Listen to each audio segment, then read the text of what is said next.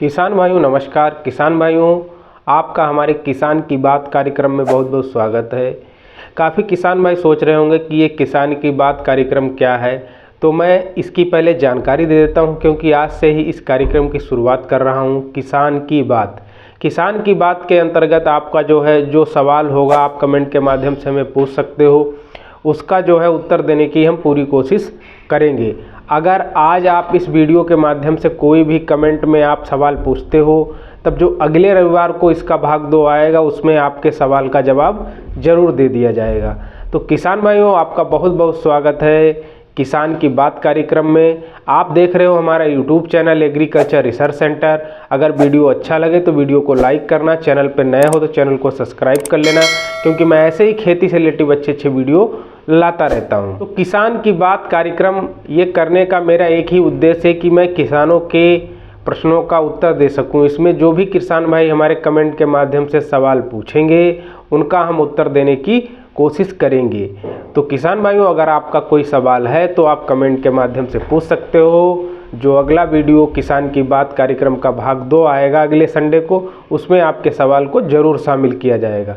तो चलिए आज का कार्यक्रम शुरू करते हैं किसान की बात। चलिए देखते हैं किसान की बात कार्यक्रम में सबसे पहला सवाल किस किसान भाई का है।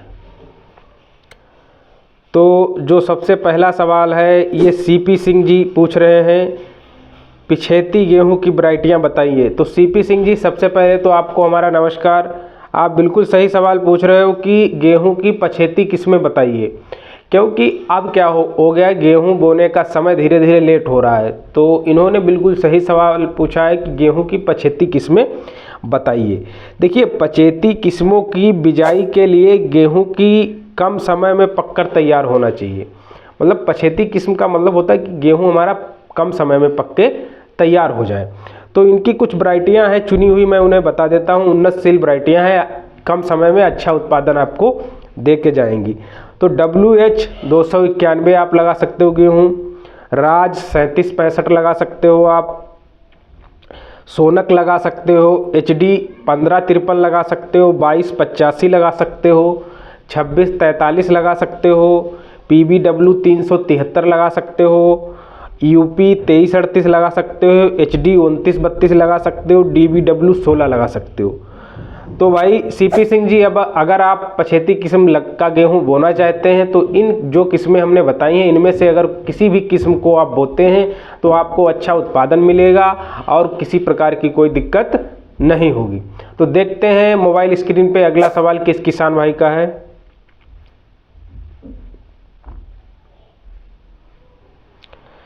तो अगला सवाल है शिवम सिंह का। शिवम सिंह जी लिखते हैं कि गेहूं में इल्ली की रोकथाम के लिए सर बताइए, इसमें क्या करें, आपका बहुत बहुत आभार होगा।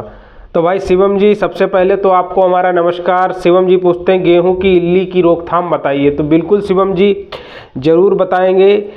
तो गेहूं की फसल में इल्ली कीट की समस्या के रोकथाम के लिए ऐसा उपाय बता देंगे जिससे फिर आपको कोई परेशानी नहीं होगी। इमामेक्टिन बेंजोएट 5% SG 10 ग्राम 15 लीटर पानी में घोल बनाकर प्रति एकड़ छिड़काव कर दीजिए। आपके गेहूं में जो इल्ली की समस्या है वो ख़त्म हो जाएगी।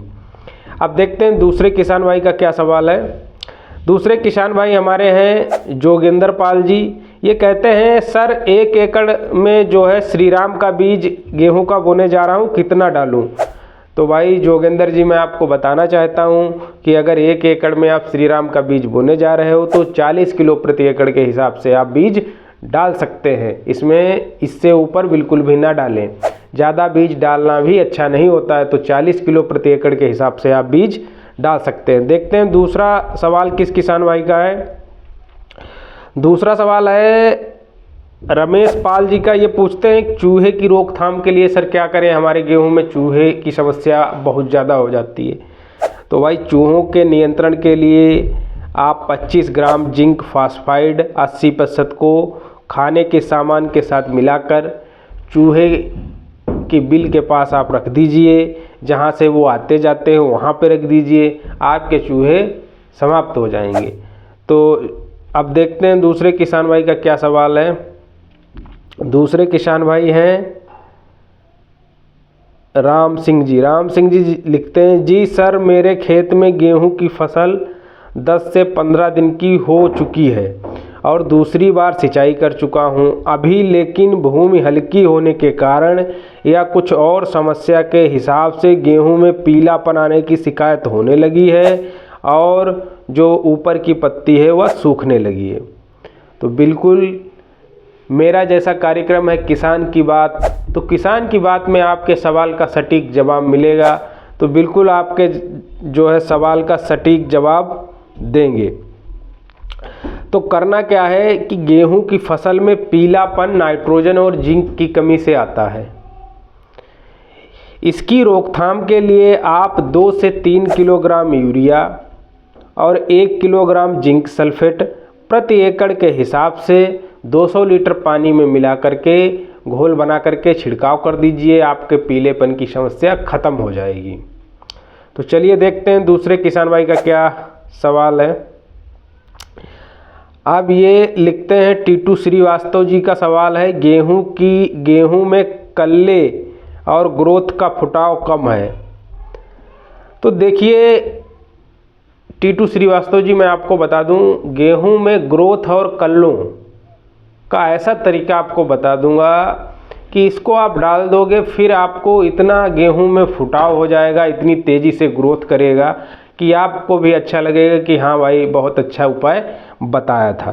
तो देखो, एक तो आप बुवाई कर सकते हो, दूसरा स्प्रे कर सकते हो, दोनों में बता देता हूँ। देखिए 10 किलो आप ले लीजिए, इफ्को की संगारिका आती है, और 30 किलो यूरिया ले लीजिए, 30 किलो, ये आपकी 1 एकड़ की डोज हो जाएगी।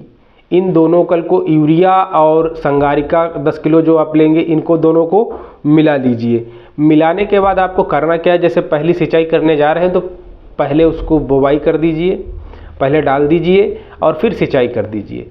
भाई वो आपके गेहूं ग्रोथ लेंगे, किल्ले अच्छे होंगे कि आप भी चकित रह जाएंगे। अगर आप स्प्रे करना चाहते हैं तो NPK 19-19 1 किलो ले लीजिए और 150 से 200 लीटर पानी में घोल बना करके छिड़काव कर दीजिए 1 एकड़ गेहूं में, फिर भी आपका फुटाव ग्रोथ सब अच्छा हो जाएगा। चलिए देखते हैं भाई दूसरे किसान भाई का क्या सवाल है। अब ये आए हैं देवा सिंह जी। देवा सिंह जी लिखते हैं, गेहूं में कटे हुए पत्ते लग रहे हैं, कौन सा टेक्निकल डालें और हरापन बना रहे, उसके लिए क्या करें। तो भाई इसके लिए आपको कुछ नहीं करना, वही करना है जो मैंने अभी उपाय बताया है। 8 किलो इफ्को की संगारिका ले लीजिए, 30 किलो यूरिया ले लीजिए, दोनों को मिला लीजिए। आप पहली सिंचाई करने जा रहे हैं या दूसरी सिंचाई करने जा रहे हैं, सिंचाई से पहले उसको डाल दीजिए, उसके बाद सिंचाई कर दीजिए, सारी समस्या का हल हो जाएगा भैया, हरा हरा एकदम हो जाएगा। अगर आप हरे के लिए परेशान हो। आप कैलाश महाजन का भी यही सवाल है, भैया मेरा गेहूँ छिद्दा रह गया है, अधिक फूट के लिए क्या डालूं। तो भैया मैंने बता दिया पहले ही कि आप जो है 10 किलो संगारिका इफ्को की और जो है 30 किलो यूरिया, दोनों को मिला करके पहले पानी से पहले डाल दें, पानी लगा दें, या दूसरे पानी अगर लगा रहे हैं तो उससे पहले डाल दें, फिर दूसरा पानी लगा दें। या आप 1 किलो NPK 19-19 ले सकते हो और जो है 150 से 200 लीटर पानी में घोल बना करके छिड़काव कर दीजिए, आपका गेहूँ हरा भरा ग्रोथ तेज़ी के साथ बढ़ने लगेगी। ये किसानों के पास गेहूं की समस्या इस समय ज़्यादा है, इसीलिए गेहूं से रिलेटिव ज़्यादा किसान भाई सवाल पूछ रहे हैं। अब एक भाई लिखते हैं विजय रावत जी, गेहूं में पिप्रोनिल रिजेंट ग्रोथ का काम करती है क्या सर, प्लीज़ बताएं। तो भाई मैं बता दूं कि रिजेंट जो होती है ये दवा कीट नियंत्रण के लिए होती है, ये गेहूं में ग्रोथ का काम नहीं करती है, इससे आप कीट नियंत्रण कर सकते हो। पिप्रोनिल रिजेंट कीट नियंत्रण वाली दवा है, इससे आप कीट नियंत्रण कर सकते हो। देखते हैं अगला सवाल क्या है। अगला सवाल है भाई राय सिंह जी का। राय सिंह, गेहूं में यूरिया खाद बुवाई से कितने दिन बाद डाला जाता है। सही बात, बहुत किसानों का ये सवाल रहता है कि गेहूं में यूरिया बुवाई के कितने दिन बाद डालें। तो भाई यूरिया आप जो है बुवाई के 25 से 30 दिन बाद आप गेहूं में अपना पहला पानी लगाते हैं, तब आप यूरिया डाल सकते हैं। अगर उसके साथ अभी मैं जैसा कि बता चुका हूं 8 किलो संगारिका भी उसी में मिला लें और पानी देने से पहले डाल दें, फिर पानी लगा दें, आपका भाई गेहूँ ग्रोथ और हरा भरा हो जाएगा। अब दूसरे राम सिंह ठाकुर जी पूछ रहे हैं, गेहूं में कटे हुए पत्ते लग रहे हैं, कौन सा टेक्निकल डालें और हरापन बना रहे उसके लिए क्या करें? तो आपकी वही सेम समस्या है भाई। इसमें आप कुछ मत 8 किलो जो है इफ़को की संगारिका ले लीजिए, 30 किलो यूरिया ले लीजिए, दोनों को मिला करके पहले पानी पे डाल के पानी लगा दीजिए भाई, आपका गेहूं हरा भरा और ग्रोथ सब कुछ सब सही हो जाएगा। किसान भाइयों, आज ये कुछ सवाल थे जिनके मैंने किसानों के जवाब दिए हैं। अगर आपका कोई सवाल है तो आप कमेंट के माध्यम से पूछ सकते हो। जो अगले संडे को नेक्स्ट वीडियो आएगा उसमें आपके सवाल का जवाब शामिल किया जाएगा। तो किसान भाइयों, ये किसान की बात कार्यक्रम कैसा लगा? अगर अच्छा लगा हो तो वीडियो को लाइक करना, चैनल पर नए हो तो चैनल को सब्सक्राइब कर लेना, क्योंकि मैं ऐसे ही खेती से रिलेटिव अच्छे वीडियो लाता रहता हूँ। मिलूंगा किसान भाइयों एक नेक्स्ट वीडियो में, तब तक के लिए जय जवान जय किसान।